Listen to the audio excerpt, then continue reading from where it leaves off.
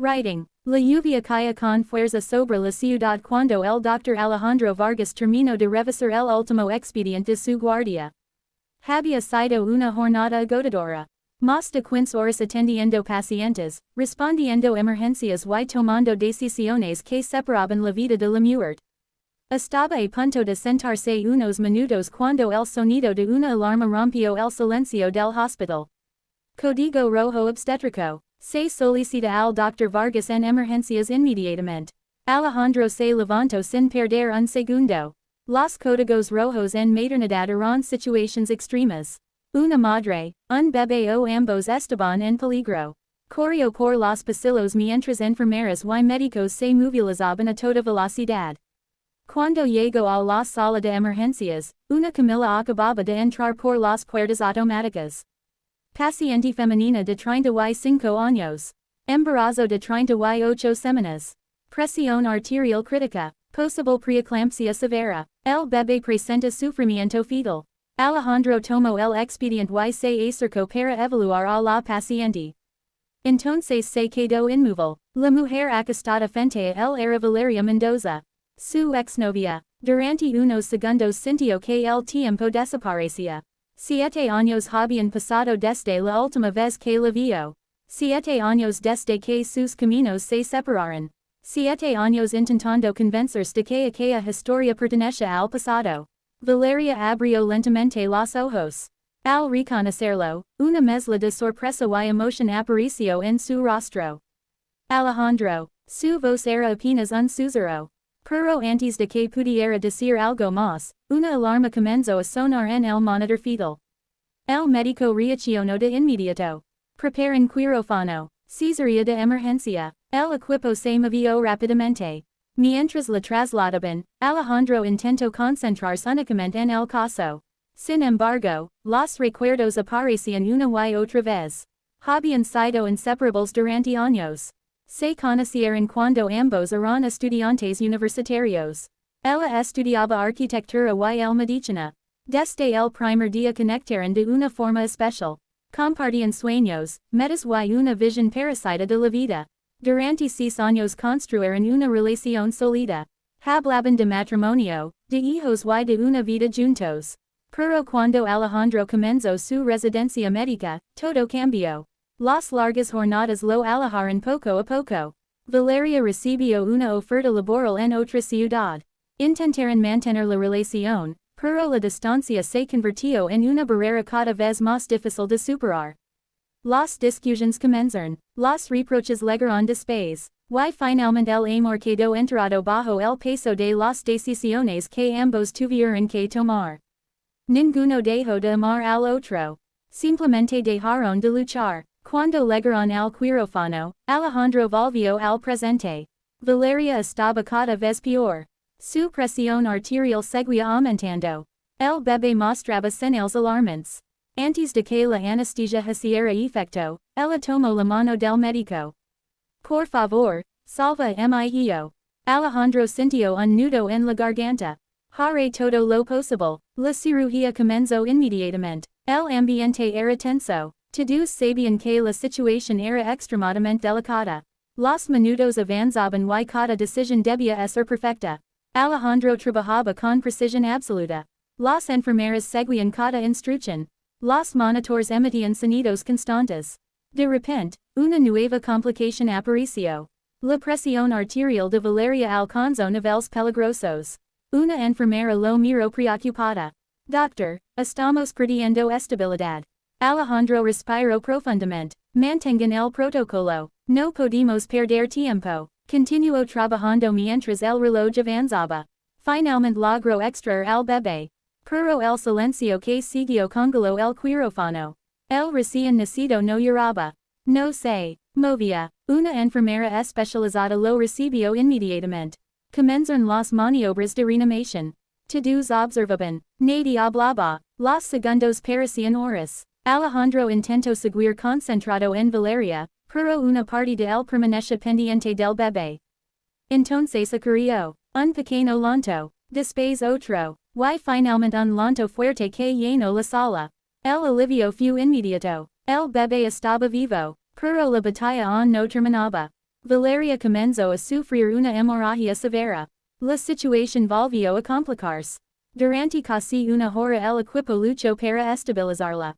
Cada minuto parecía eterno. Finalmente, después de un enorme esfuerzo, lograron controlar la hemorragia. Sus signos vitales comenzaron a mejorar. Por primera vez en toda la noche, Alejandro permitió que sus hombros se relajaran. La madre sobrevivió. El bebé sobrevivió. Ambos estaban vivos. Cuando salió del quirófano, sintió el cansancio acumulado de toda la jornada.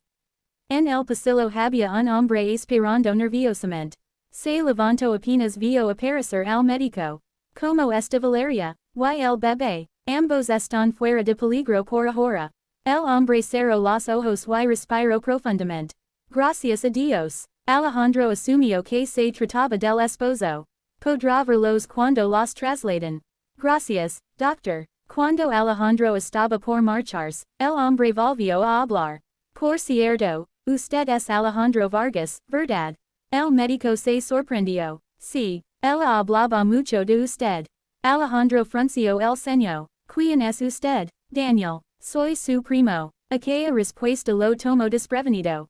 Su primo. Sí. Alejandro dudó unos segundos. Pensé que era su esposo. Daniel bajó la mirada. No, el padre del bebé murió hace 8 meses en un accidente. El silencio se volvió pesado. Alejandro sintió una profunda tristeza. No sabía nada de la vida de Valeria después de su separación. No sabía que había amado nuevamente.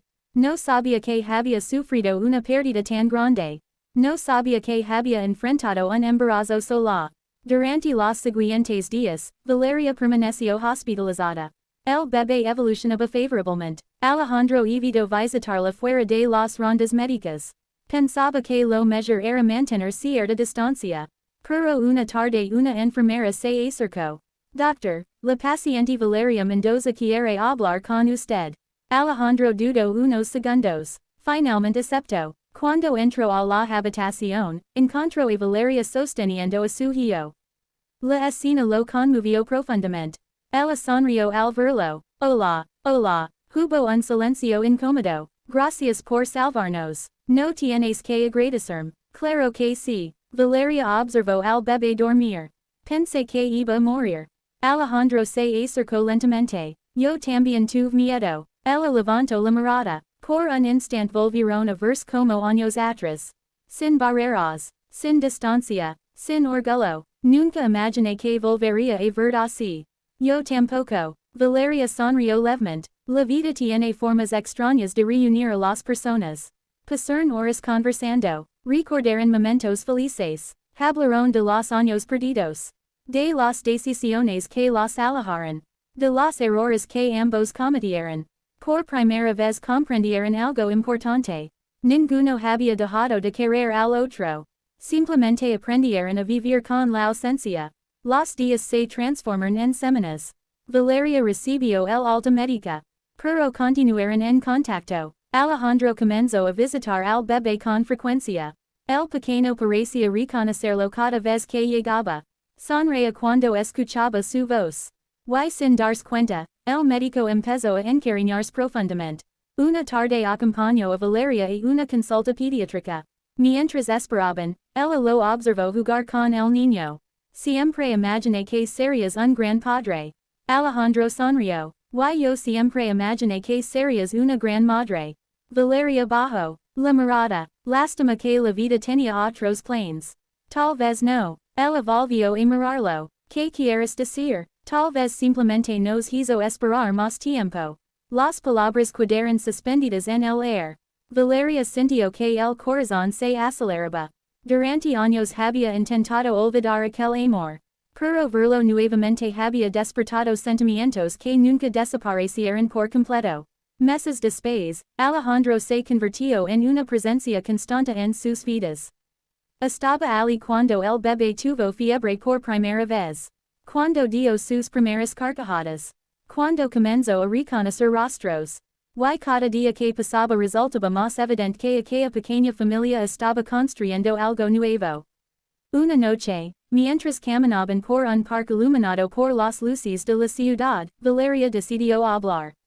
Alejandro. Sí. Alguna vez te arrepentiste de llamar. El médico sonrió con tristeza.